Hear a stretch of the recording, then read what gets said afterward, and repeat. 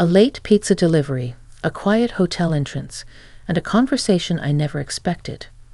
What he asked to explain stayed with me long after the box was empty.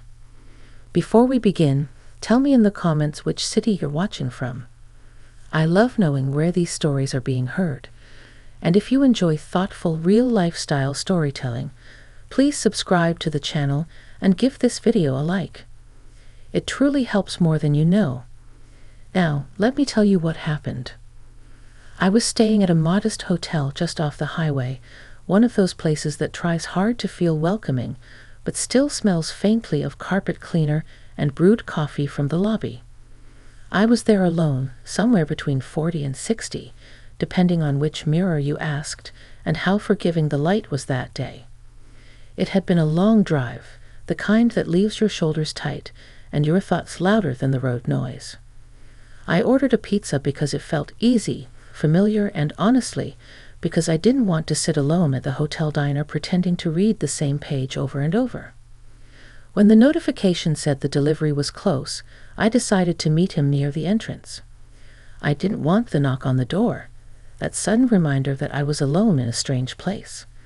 The automatic doors sighed open and closed as I stood there, the evening air cooler than I expected. Outside, the parking lot lights cast long reflections on the pavement, and the hum of traffic felt distant, like a memory rather than a sound. He arrived on a bicycle, which surprised me. Most deliveries here came by car. He looked younger than I expected, maybe mid-20s, with a tired but polite expression. He smiled when he saw me, the kind of smile that comes from habit rather than joy, and handed over the box. I thanked him, reached for my wallet, and that should have been the end of it. But he didn't leave right away. He shifted his weight, glanced back toward the street, then at me again. "Ma'am," he said, his voice careful, "could I explain something? Just for a minute." There was no pressure in his tone, no urgency that felt unsafe. Still, I hesitated. Years of instinct don't fade easily. But something about the way he stood there, hands visible, shoulders slightly hunched as if bracing for weather that wasn't coming, made me nod. We moved a few steps to the side, near a potted plant that had seen better days. The lobby lights spilled out behind us, creating a small island of brightness. He told me he was late because he'd taken the wrong turn, but that wasn't what he really wanted to explain. He spoke about the job, about trying to make it work while taking care of his mother, about how every delivery felt like a small test he was afraid of failing. I listened, truly listened, not because I had to, but because something in his words reminded me of my own years of explaining myself to people who weren't listening. His story wasn't dramatic. It was simple, honest, and quietly heavy. As he spoke, I noticed details I might have missed otherwise. The scuffed edges of his shoes, the way he chose his words slowly, as if laying them out carefully to avoid misunderstanding.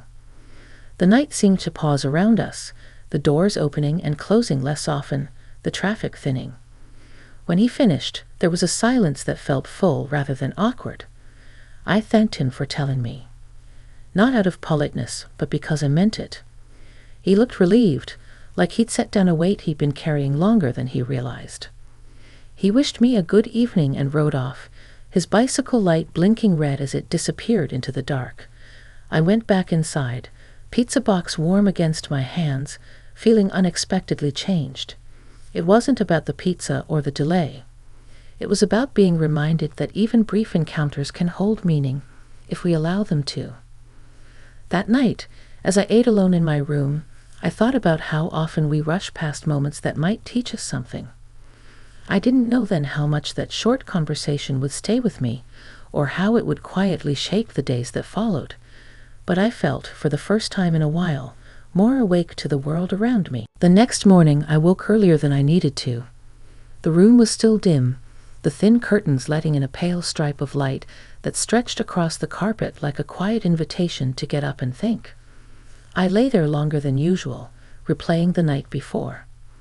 It wasn't the conversation itself that echoed in my mind, but the way it had made me feel seen without being examined, heard without being judged.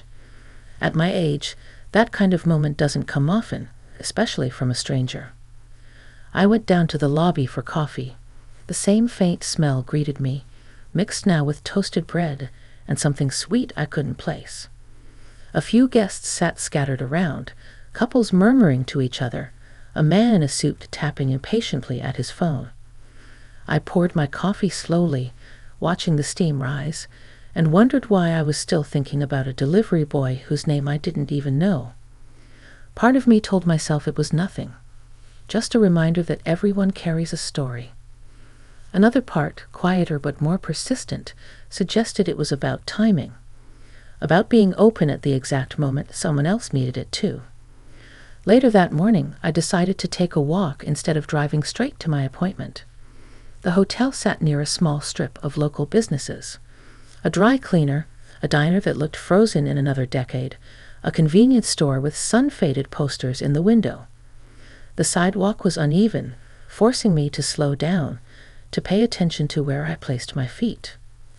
I realized how rarely I did that anymore, always rushing from one obligation to the next. As I passed the diner, I noticed a bicycle leaning against the brick wall. The same kind of blinking red light hung from the back. I hesitated, then kept walking, telling myself coincidence was the most likely explanation. Still, my pace slowed. Inside the diner, the air was warm and smelled of coffee and frying eggs. I took a seat near the window, more out of curiosity than hunger. When he walked in a few minutes later, carrying a small paper bag, he looked just as surprised to see me as I was to see him. He smiled, not wide, but genuine. "Good morning," he said, as if we were old acquaintances. We didn't rush into conversation. He ordered his food, I stirred my coffee, and the waitress moved between us with practiced ease. When he finally sat across from me, it felt natural, unforced. We talked about simple things first: the weather, the roadwork on the highway, the way this town seemed to wake up slowly. He told me his name. I told him mine. Saying it out loud felt grounding, like placing a marker in unfamiliar territory. He spoke about his plans to take a few classes at the community college, about how delivering food was temporary, or at least that's what he told himself. I shared less about my own life, but enough to let him know I wasn't just passing through without a past. What struck me most was the ease between us. No expectations, no roles to play. Just two people acknowledging each other's presence. He listened with the same care he'd shown the night before, nodding, asking thoughtful questions. I found myself answering honestly, surprising even myself. When we finished, we stood outside the diner for a moment, the sun higher now, the day fully awake. He thanked me again, this time for breakfast, though I hadn't paid. I thanked him for the conversation. As we went our separate ways, I felt a quiet shift inside me. It wasn't excitement or longing. It was recognition. A reminder that connection doesn't belong to any particular age, that discovery doesn't stop just because we think it should.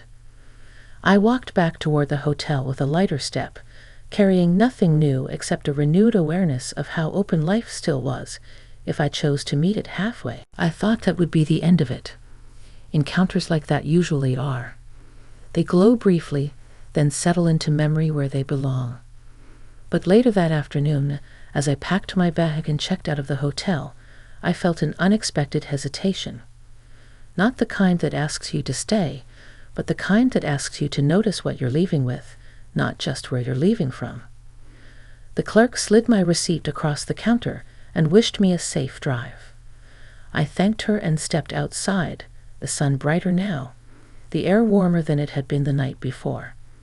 As I walked toward my car, I saw him again. He was standing near the edge of the parking lot, bicycle beside him, looking at his phone as if waiting for a signal. This time I didn't wonder whether to say hello. I just did. He looked up, surprised, then smiled. "Heading out?" he asked. I nodded. "Back to real life," I said, though I wasn't entirely sure what that meant anymore. We stood there for a moment, neither of us in a hurry.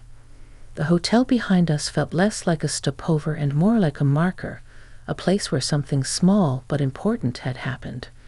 He told me his shift had ended early. I told him my drive would take a few hours if traffic behaved. There was a pause, the kind that invites honesty if you're brave enough.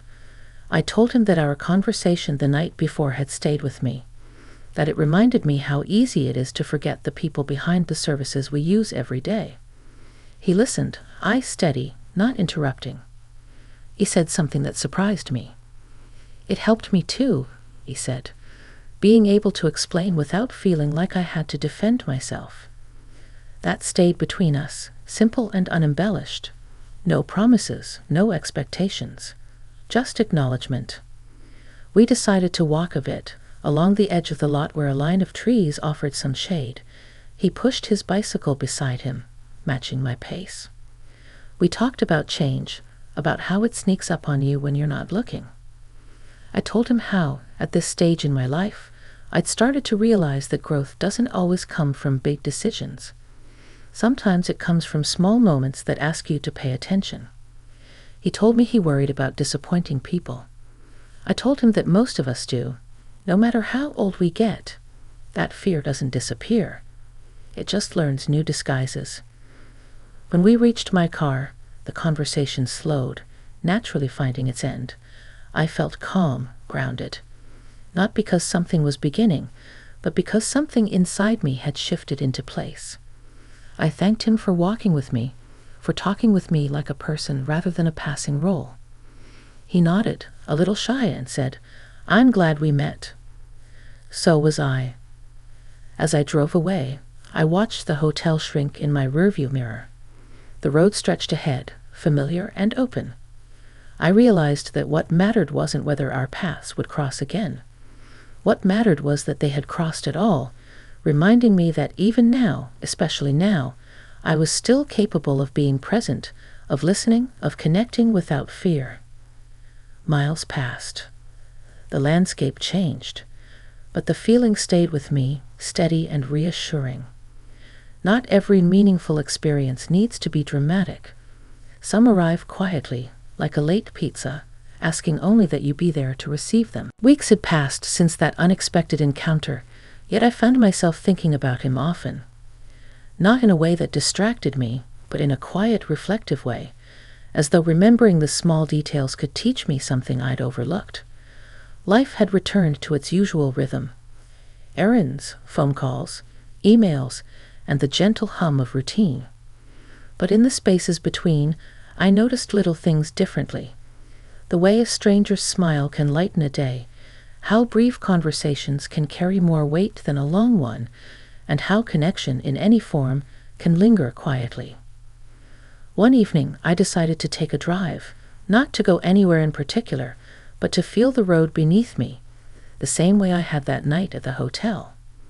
The air was crisp and clear, and the sky was painted in soft oranges and purples.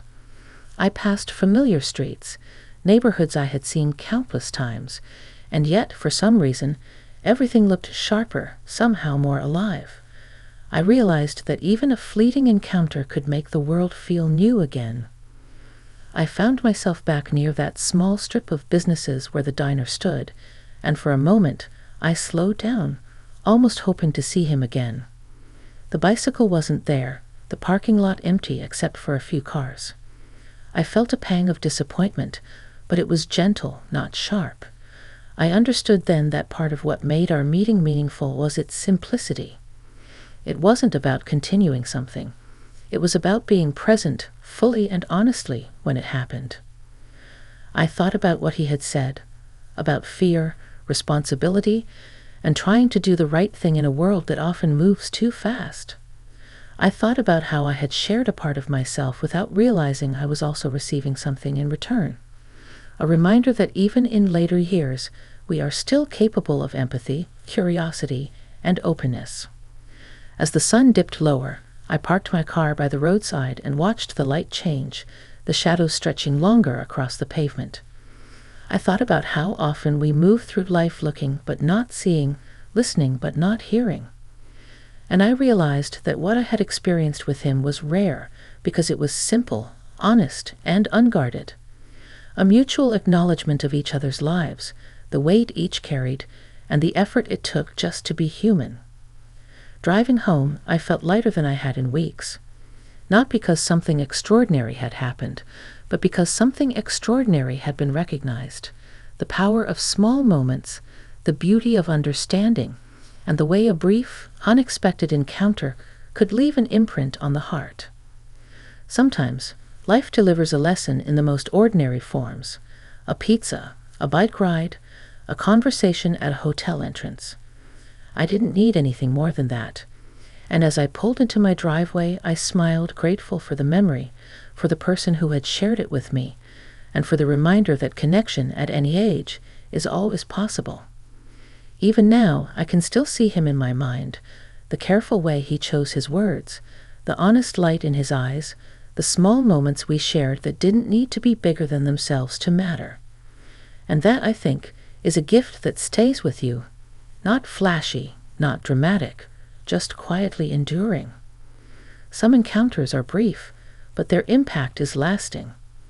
And that's how I like to remember him, and that night, and the way something as simple as a pizza delivery taught me about listening, understanding, and the small but profound ways people can touch each other's lives.